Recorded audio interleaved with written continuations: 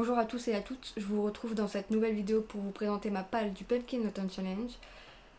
Bon, on est le 27 septembre et ça commence à partir du 1er septembre, mais j'ai des excuses. J'étais en vacances et après quand j'ai filmé ma vidéo, ça m'a pas plu et je l'ai pas refilmé depuis. Donc voilà, je prends enfin le temps pour la refilmer. Et du coup, c'est la première année que je fais ce challenge. Les autres années, ça me tentait pas trop. Et là, cette année, je me suis dit pourquoi pas. J'ai une palle immense et c'est le moment de la faire descendre. Donc, je vais vous présenter 1 à 3 livres par menu. Je vais vous présenter ça tout de suite. Alors, le premier menu, c'est Automne frissonnant.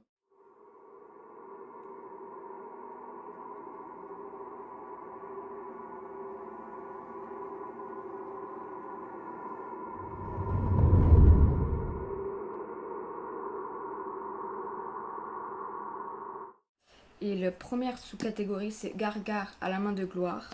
Et donc les mots-clés sont voleur, thriller, policier, superstition, horreur et épouvante. Pour cette première sous-catégorie, j'ai décidé de prendre Toute blesse la dernière tue de Karine Giebel.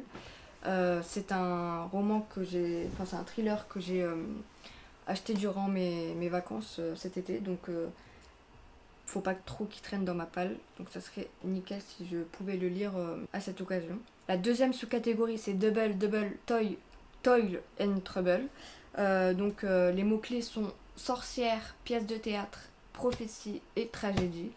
Donc dans un premier temps, j'ai décidé de prendre The Wicked Deep de Shi Eun-soo. Ça va parler de 3 sœurs sorcières. Je l'ai pris en VO exprès pour ce challenge parce que ça faisait plusieurs années qui me tentait et j'avais envie de le lire cette année, donc voilà pour celui-ci. Et le deuxième que j'ai choisi, c'est Sorcery of Thorns de Margaret Rogerson. Il me tente pas mal celui-ci, donc je pense que ça sera un des prochains que je vais lire. Voilà. En plus, il y a une bibliothèque dans ce livre, donc apparemment il est très très bien, donc j'ai hâte de le lire. Et la dernière sous-catégorie de ce menu, c'est le folklore de Shippenden. Les mots-clés sont créatures surnaturelles, fantastiques, obscures et fantasy. Dans un premier temps, j'ai décidé de prendre Tunnel of Bones de Victoria Schwab parce que j'avais lu le premier tome l'année dernière qui m'avait pas mal plu et c'était assez simple de compréhension puisque c'est de la VO. Donc j'ai le 3e tome dans ma palle déjà et donc ça serait bien de terminer cette saga. Donc voilà pour celui-ci, un 2e tome et un VO, donc ça serait doublement bien que je le lise là. Et j'ai aussi choisi la première intégrale des Aventuriers de la Mer de Robin Hobb. La première époque de l'Assassin Royal, c'était un énorme coup de cœur et j'aimerais beaucoup continuer cette saga. Je ne sais pas si j'arriverai à le lire pendant ce challenge, mais en tout cas j'aimerais beaucoup. Donc j'espère que ça sera chose faite. Pour le deuxième menu, on a Automne douceur de vivre.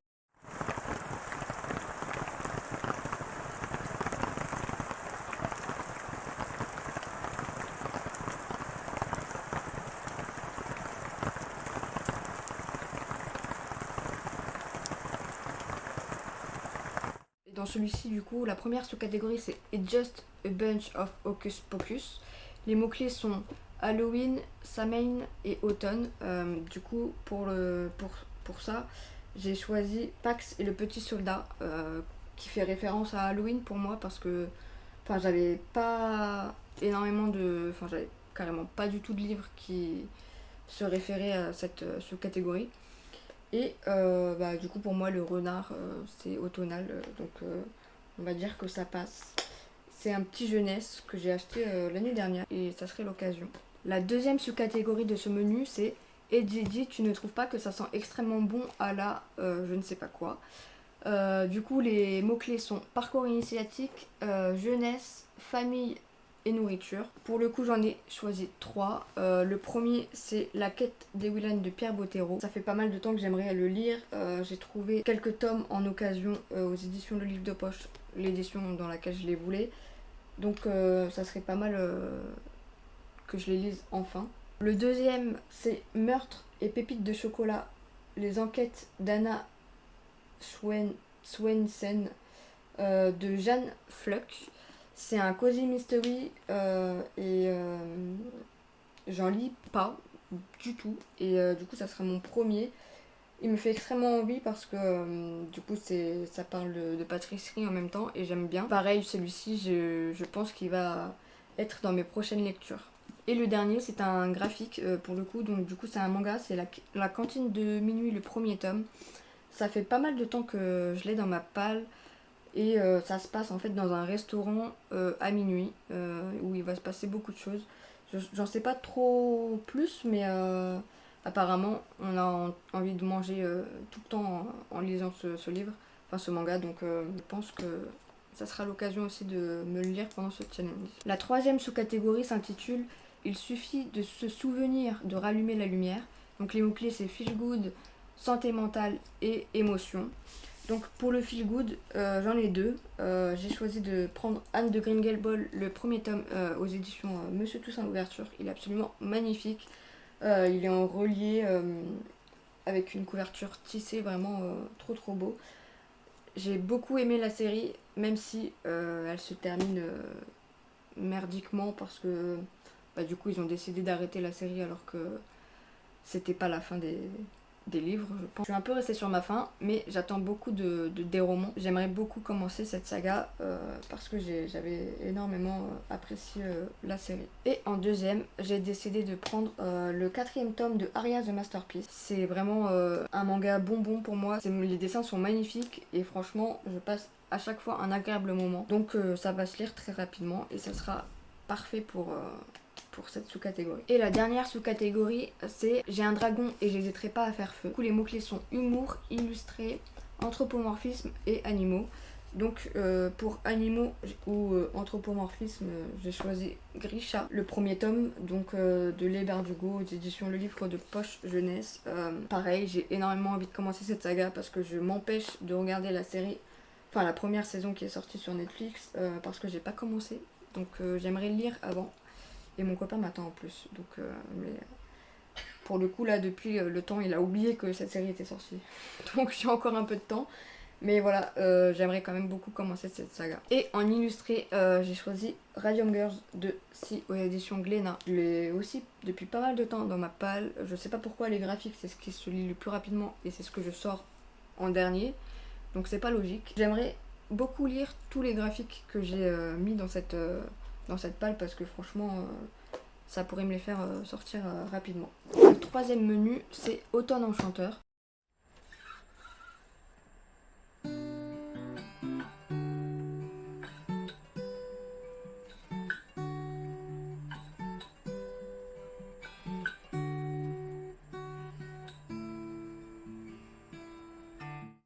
Dans ce menu, on va retrouver comme sous-catégorie la lunette de pierre. C'est extra quand on veut voir ce qui ne se voit pas. Donc les mots-clés sont petit peuple, féerie, nature et nature watching. Donc pour petit peuple, j'ai choisi le troisième tome des Gardiens des Cités Perdues. Donc c'est le Grand Brasier de Shannon Messenger. Parce que je l'ai commencé en début d'année. Je l'ai mis en pause parce que je trouve que ce tome-ci était pas mal lent et qu'il se passait pas grand-chose. Donc ça redescend un petit peu pour moi. Mais bon, c'est en jeunesse, c'est que ça reste court et j'en suis à la moitié, il me semble à 40%, quelque chose comme ça. Donc ça sera très rapide à terminer et j'aimerais bien le terminer cette année en tout cas. Et pour nature, j'ai pris Les Rois du Yukon, 3000 km en canoë à travers l'Alaska de Adam Weymouth. Pareil, je vous en ai parlé dans plusieurs vidéos. J'ai avancé, j'ai lu 50 pages et j'aimerais beaucoup le terminer. Je pense qu'il faut que je le lise par à coup parce que sinon j'arriverai pas à le lire d'une traite. Parce que pareil, il se passe pas grand chose et c'est très lent, mais en même temps c'est intéressant, donc j'aimerais vraiment beaucoup le terminer. La deuxième sous-catégorie s'intitule Nom d'une dune et on va retrouver comme mots-clés écologie, anticipation, science-fiction et post-apocalyptique. Dans écologie, je pense que Ecotopia de Ernest Callenbach peut rentrer dedans parce que ça va parler d'écologie pour moi, enfin c'est ce dont je me souviens. Il me semble que c'est un dôme coupé du monde, donc on va bien voir ce que ça donne. Mais en tout cas, ça serait parfait pour moi dans cette catégorie. Et en deuxième choix, j'ai pris le premier tome du manga Terrarium qui rentre pour les catégories post-apocalyptique et science-fiction. Je l'ai acheté pendant mes vacances. J'aimerais bien le sortir, surtout que ça va être une petite saga en 4 tomes, donc ça sera nickel. J'ai hâte. Et la dernière sous-catégorie, c'est Princesse. Et dans celle-ci, on va retrouver les mots-clés inclusivité, LGBTQI+, et féminisme.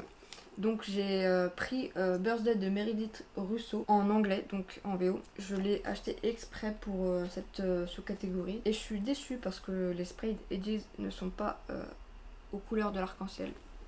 Alors que j'ai vu tout le monde qui les avait. Et voilà, pas contente. Mais bon, c'est pas grave, je l'ai commandé exprès. Ça va parler d'une personne transgenre. Et qui va écrire une lettre à son meilleur ou sa meilleure amie, je sais plus, chaque année à leur anniversaire. Donc j'ai hâte de le lire, surtout que ça fait quand même pas mal d'années que j'ai envie de le lire et que je l'ai pas fait, surtout que je l'avais pas acheté, donc voilà. Là, il est dans ma palle, il n'y a plus de raison. On arrive déjà au dernier menu qui s'intitule Automne des mystères.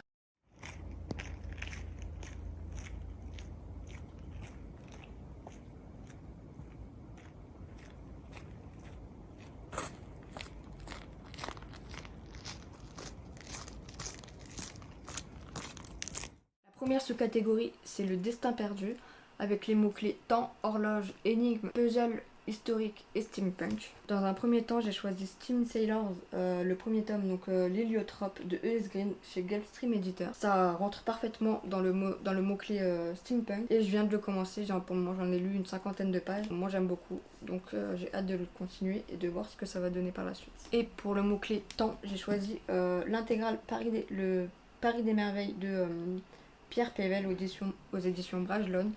Pour le coup, je compte pas lire les 3 tomes, mais déjà si j'en lis un, ça sera déjà pas mal. Ça faisait pas mal d'années que je voulais le lire, et puis je m'étais jamais lancée, comme pour tout en fait. Il y a tellement de livres qu'on veut, du coup on n'achète pas toujours tout, c'est pas possible. Donc là, quand ils ont sorti une intégrale à 10 €, j'ai pas hésité. La deuxième sous-catégorie, c'est les ruines de l'Atlantide, donc on va retrouver comme mots-clés conte moral, philosophie, récit métaphorique et mythes et légendes. Là j'avais l'embarras du choix et j'ai pris 3 livres, pour le coup je ne pense pas lire les 3. Le premier que j'ai choisi, c'est Diamant de Vincent Tassi aux éditions Mnemos, que j'ai acquis récemment en occasion. Donc bah écoutez, c'est l'occasion de le lire maintenant. En second choix, j'ai choisi Circé de Madeleine Miller parce que ça fait énormément de temps que je dois le lire. Une amie me l'a offert, du coup je l'ai en VF et en VO, comme plusieurs livres que je présente dans cette palle. Sauf que cette lecture me fait peur parce que j'ai pas du tout l'habitude de lire des choses sur la mythologie. Mais bon, c'est une très bonne lecture pour beaucoup et voilà, j'aimerais enfin me lancer. Surtout que cette couverture en VF est magnifique et la VO, n'en parlons pas, elle est sublime. Et comme troisième livre, j'ai pris La vie invisible d'Adi Larue de Yves Schwab aux éditions Lumen. Et lui aussi, je l'ai en VO. Et pour le coup, je comptais pas du tout l'acheter en VF parce que à la base, j'aimais pas du tout cette couverture beaucoup trop fragile. Mais finalement, je me suis fait engrainer par Instagram à force de le voir.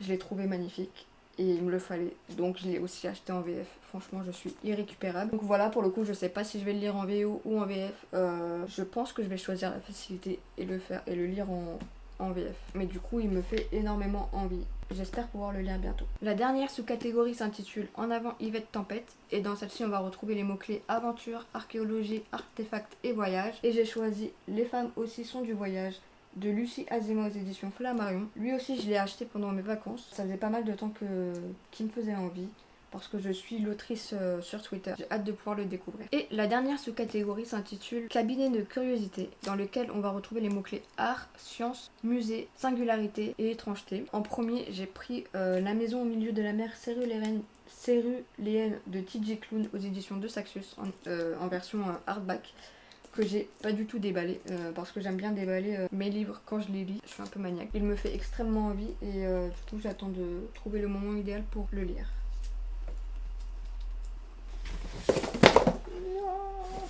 Et en dernier, qui rentre je pense parfaitement dans la singularité et dans l'étrangeté, j'ai pris A Place Called Perfect de Helena Dugan, que j'ai en VO, donc en anglais. C'est un petit jeunesse, je sais qu'il est sorti il y a pas longtemps en français aux éditions Fleuris, il me semble. C'est un des premiers VO que j'ai acheté et bah, il est toujours là comme vous pouvez le voir. Donc je pense que ça va être assez facile de compréhension. Donc il serait peut-être temps que je me lance dans cette saga parce que c'est une trilogie il me semble. Donc voilà, j'ai terminé pour ma pile à lire du Pumpkin Autumn Challenge. J'espère que ça vous aura plu. Pour le coup, je ne compte pas tout lire parce que je pense que là, déjà, on est fin septembre, ça sera pas possible en 2 mois parce que je lis quand même assez lentement. Par contre, mon objectif, ça serait de lire au moins un livre par catégorie, donc ça ferait 4 livres en plus de tous les graphiques que j'ai présentés durant cette palle. J'espère que je vais pouvoir lire tout ça et si j'en lis un petit peu plus, ça serait vraiment pas mal.